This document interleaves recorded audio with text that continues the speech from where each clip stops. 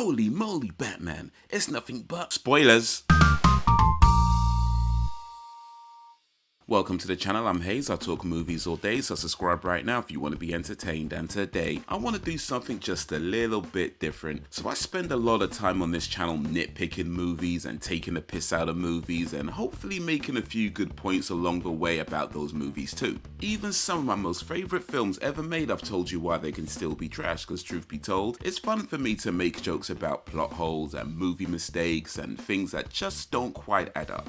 But then you come across a film like Batman the movie. And I know there's a substantial amount of people out there that think this movie didn't age well, but me, I just can't bring myself to trash this movie. So instead, I'm going to tell you why they're wrong. So here's what I'm going to do. I'm going to go through the movie, point out all the reasons I can find as to why it's not trash, and then at the end, drop a few final thoughts. So the movie starts off with making you read. And wait, if you've seen some of my other videos, then you might be thinking, I thought you don't like it when films make you read. That's not exactly true. I just don't like it when Star Wars makes you read. Those movies are too long and too expensive to get lazy with the storytelling. Furthermore, this isn't even trying to tell you anything about the story. It's just a simple expression of gratitude to the people who fight real crime in the real world, the lovers of adventure and escapism, and any sizable group of lovers. This is 1966, and this film was inclusive before inclusive was inclusive. How many movies do you know send out gratitude to porn stars doing 600-man gangbangs?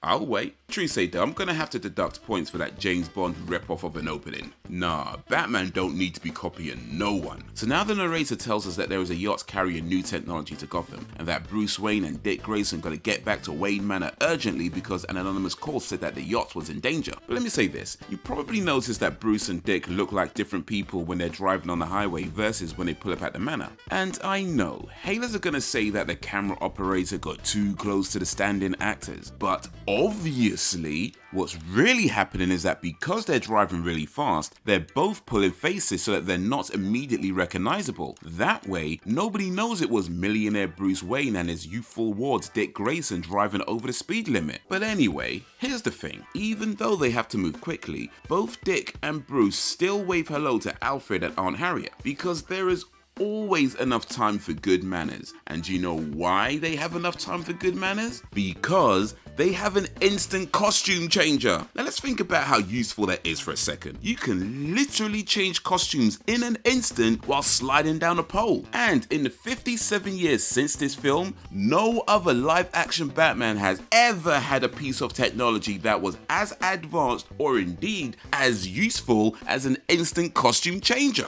And speaking of costumes, all the Batman since Rubber Bat had a bulletproof suit or a knife-proof suit or some kind of weapon-proof outfit. Batman and Robin in 1966 did not. And they still went out and fought crime in the mean streets of Gotham City. They weren't scared of nothing. Matter of fact, the Batmobile didn't even have a roof. You can't tell me that ain't gangster. True say that I'm gonna have to deduct points for not wearing a seatbelt. That's inexcusable. I think this is a good time to point out that Batman and Robin seem to be pretty well liked. I mean, of course the criminals don't like them, but they have a good rapport with their staff, they have a good working relationship with their airport. Women in bikinis are willing to abandon their rooftop workout session just to wave at them. Even Gotham's finest pay their respects. This Batman is quite possibly the only live-action Batman to have gotten therapy before becoming a crime fighter, because he is clearly the most well-rounded, mentally stable of all the live-action Batmen.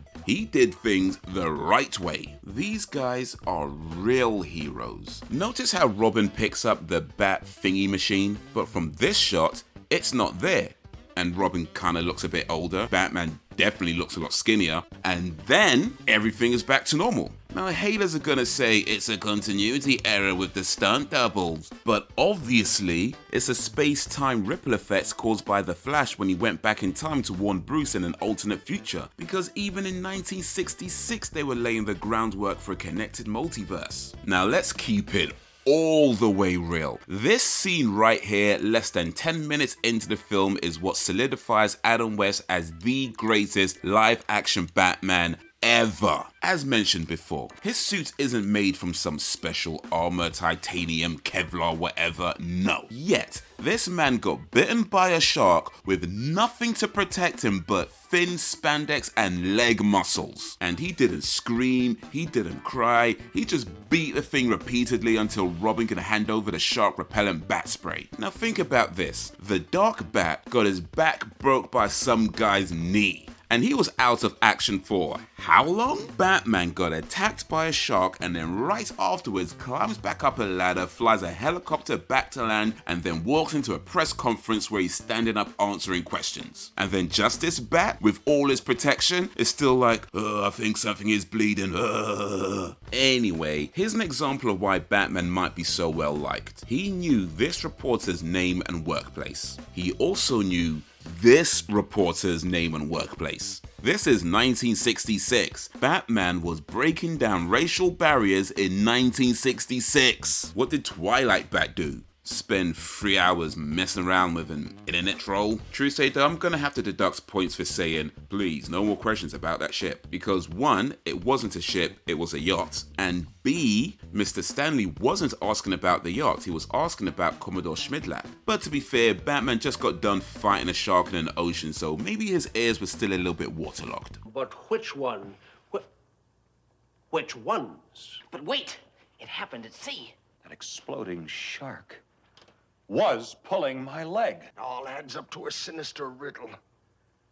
Nah, you can't tell me this isn't genius level detective work. They were working with the most obscure clues and they still figured it out. And the fact that all four of them got an input and not just Batman figuring it out all by himself, even though, he could have. I'm just saying, that's teamwork at its finest. And for anyone thinking, the bad guys weren't that tough in this movie, look how Catwoman walks into a bar, bare people fighting and she's not even bothered. Like this is just another Tuesday, ain't phased one bit. Just walks past it all and slaps this guy for using her name in public. Catwoman a bad gal. True say though, I'm gonna have to deduct points for clearly stumbling. I mean, you get credit for trying to style it out, but come on Catwoman, you should not be tripping over things. Now she got 8 lives left. But look at these guys. They're so bad, they don't even like each other. Why you sniveling sardine? Are you pompous, puffed up penguin? And the Riddler? Nah, you can't tell me the Riddler wasn't the best dressed bad guy. This dude was smooth, green suit with the black shoes to match, gloves and a bowler hat. Come on. And then the Joker puts face paint on but didn't shave his mustache. Bad boy move. And the Penguin with the cigarette holder. Now, did you know that the cigarette holder was considered an essential part of women's fashion up until the mid-70s? Yet, here they are in 1966 pushing boundaries. This movie was ahead of its time, bro. Plus, the Penguin gets extra kudos for being the only one to keep food at the office. I mean, you never know when you're gonna have to work late and need a snack. So now, not only do we have another example of Batman's exceptional detective skills, we also get an example of Batman's humility. Notice how he says, Robin, as you truly remarked, no one can make a seagoing vessel simply disappear. However, Robin didn't say that. Batman did. A transatlantic yacht approaching this city simply disappeared. Nonsense. How can a yacht simply disappear? Haters are gonna say that's a script writing goof, but obviously Batman isn't trying to hog the limelight. He's willing to share the wins. These guys are real heroes. But let's talk about when Robin enters the figures into the machine, because haters are gonna say that he was just randomly pressing buttons without looking at what he's actually doing. But obviously, Robin is so smart, he can remember a long complex sequence of inputs that to the average person just looks like random button presses. Anyway, another cool thing about Batman and Robin is that they can drive at full speed in a motorboat, and not only do they not get wet, Robin's hair doesn't even move. Haters are gonna say, that's bad practical effects. But obviously, even the Earth's elementals are on their side because these guys are real heroes. Bro, you can't tell me the Riddler wasn't the best dressed villain. Even his second outfit is better than everyone else's. Matter of fact, He's the only one with a second outfit. All the others are wearing the same frowsy clothes as before. Also, the Penguin is a bozo. Now I won't deduct points for this because he's a bad guy, he ain't supposed to be nice, but still, he's a bozo, always talking like he's in charge when it was his plan that flopped. Nah, you need to sit down and eat your food. Now let's talk about Batman's preparation. He knew to carry a transmitter in his utility belt just in case there were torpedoes. And the fact that the transmitter is bigger than the pockets on Batman's utility belt, haters are gonna say that the prop department messed up. But obviously, this just goes to show just how advanced Batman's technology is. True say though, I'm gonna have to deduct points for the battery on a transmitter dying. Nah, you could do better than that. But for anyone thinking that if the porpoise didn't swim in front of the last torpedo, Batman and Robin would be goners, possibly true. However, that's an example of how well liked Batman and Robin are. Even sea creatures are willing to sacrifice themselves for the greater good. And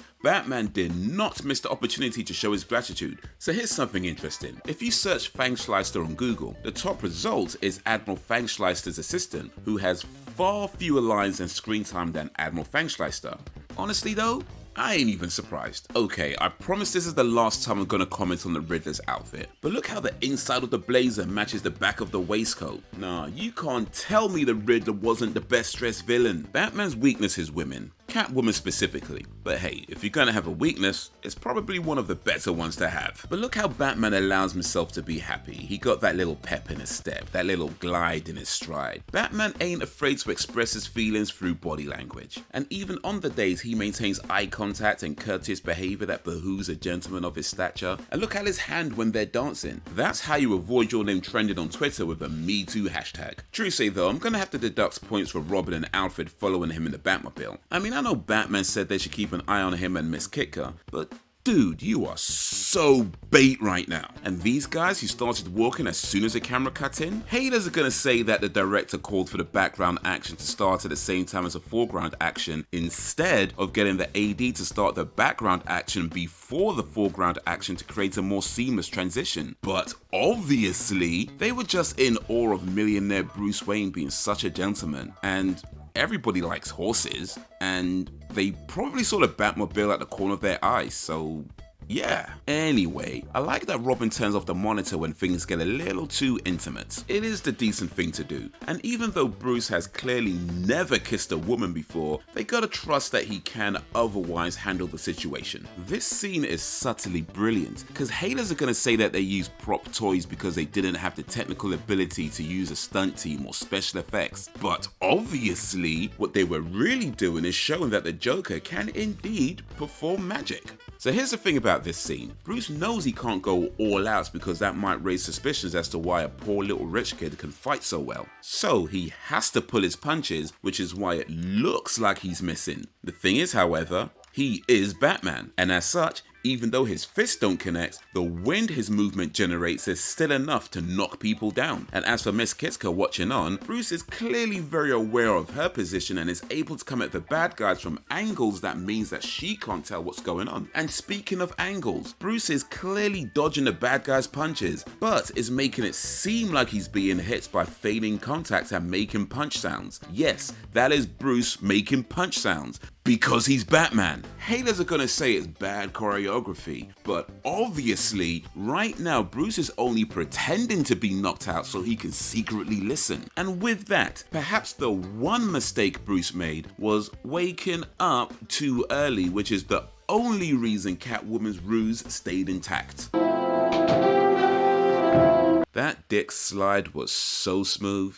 And also shows how in sync Batman and Robin are. They wasn't able to communicate while Bruce was captured, but when he gets back to Wayne Manor and Commissioner Gordon was there, they just knew what they had to do to keep their secret identities. Matter of fact, even after Gordon leaves, neither Batman or Robin say another word. They just know what needs to be done and do it because time is of the essence. So you know how I said I wasn't going to say anything more about the Riddler's outfit?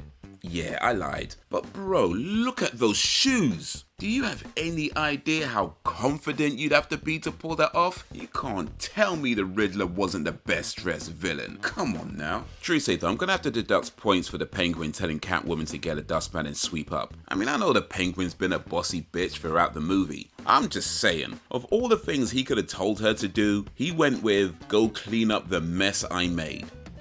Well, this is 1966. Batman risked life and limb with that bomb, made sure he got it to a place where no human or animal could be harmed by it. These guys are real heroes. Also, when Batman pulled up, there was a sign saying Moby Dick's parking only, but when Batman comes back, that sign is gone. Haters are gonna say it's an editing error, but obviously it's because he's Batman and anywhere Batman parks is the right place for Batman to park, so somebody had to move that sign because it just didn't apply anymore. Also, when Batman pulled up, there were two cars either side of the Batmobile, but when he actually parked, both cars were gone. Now, haters are gonna say that's a movie goof, but obviously they were just very quickly moved by Ishmael and Queequeg. True say though, I'm gonna have to deduct points for not parking fully within the bay. Nah, you always have enough time to park fully within the bay. Anyway, look how quickly Robin figured out it was a penguin in disguise, and how Batman figured out that the pirates had been dehydrated and then rehydrated with heavy water, making the slightest impact turn them into antimatter. So not only is Batman a genius level detective, they were doing the quantum realm long before Marvel came along and rips them off.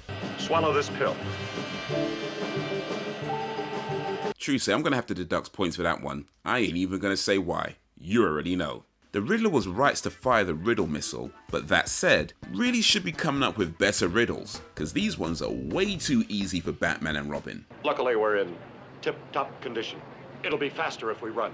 Don't ignore cardio. I see too many of you men at the gym do nothing but lift weights and then have a heart attack trying to run for the bus. So the Penguin has been pretty incompetent so far, but he talks like he knows what he's doing, so much so that the others still follow his lead. And I can understand that. Sometimes when people speak with such a belief in themselves, we naturally want to believe with them. I mean, this is probably how later on he got a job training Rocky Balboa. True say though, I'm gonna have to deduct points for the Joker wearing a mask. I mean, apart from Catwoman, it's pretty pointless any of them wearing a mask, but the Joker with that hair and that lipstick and that face paint, bro, come on. Actually, come to think of it, maybe it makes sense in his own twisted way. You know, some men aren't looking for anything logical, like money. They can't be bought, bullied, reasoned, or negotiated with. Some men just want to watch the world burn. You know, I was gonna deduct points for this scene where you have different national representatives too busy arguing with each other to notice these criminal cohorts coming in with bad intent. But actually,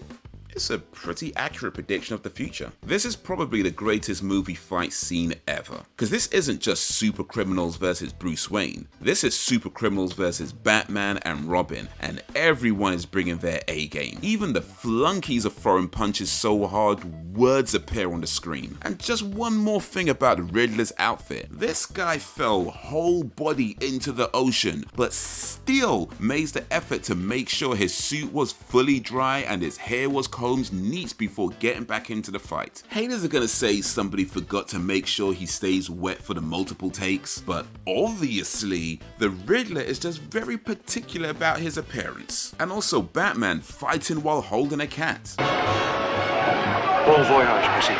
That just might be my new favorite movie quote. Batman just gave us a lesson in managing emotions, allowing himself to feel the betrayal and disappointment, but not allowing his feelings to compromise his judgment. I told you this man went to therapy. The movie ends with Batman and Robin attempting to separate the mixed up dust particles of the World Security Council. They rehydrate the council back to normal, except for maybe a few minor discrepancies. Now I think the assumption is that maybe some of the particles remained mixed, but I think it's because when they all came back, immediately they had lab equipment shoved up their asses. I mean, that would make anybody speak a different language. Alright, so before I get into my final thoughts, if you liked this movie, check out these movies. They're all comic book superhero movies that are mad cheesy and extremely nonsensical, except for Superman. That's just a pretty well-made, solid movie. But if you do want cheesiness, then Superman 3. So let's talk about Batman the movie, and I'm gonna get this out of the way now. Yes, I am fully aware of the campy, over-the-top nature of this film, and yes, this is still my favorite version of Batman. The thing is, films like this were never trying to be some deep, multi-layered, intricate plot, having you question your beliefs type film. They knew from the jump what they wanted to make and 100% embraced it. And in doing so, they made something that could be watched many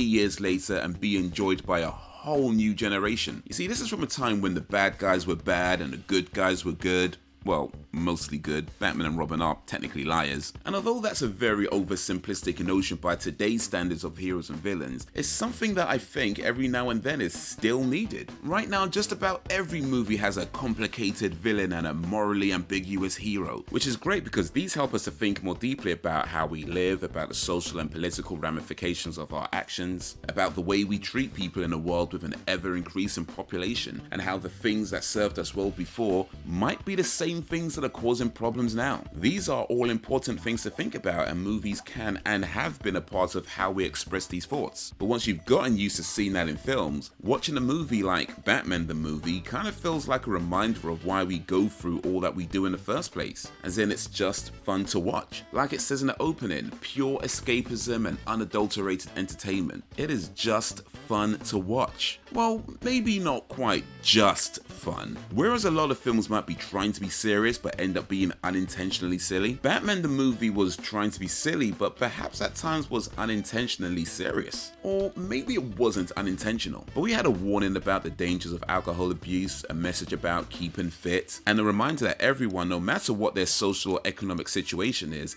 still a valued person in society. And even though I was kind of joking before, truth is Batman in this film is mentally stable. Well, as mentally stable as any millionaire can be dressed as a bat solving crime. And considering his traumatic past and the types of criminals he deals with on a regular basis, whilst maintaining a secret identity of a relatively normal life, he's either had therapy or he's done something to make sure he's not an emotionally stunted wreck. And it's all delivered in a kind of tongue-in-cheek manner where initially you laugh at it, but maybe later on you think about it. Because at the end of the day, good advice is good advice. And nearly 60 years later in 2023, we might be needing some of that advice more than ever. But that's what I think of Batman the movie. What do you think of Batman the movie? Let me know down below, and while you're there, be sure to like, subscribe, and drop a suggestion if you don't mind.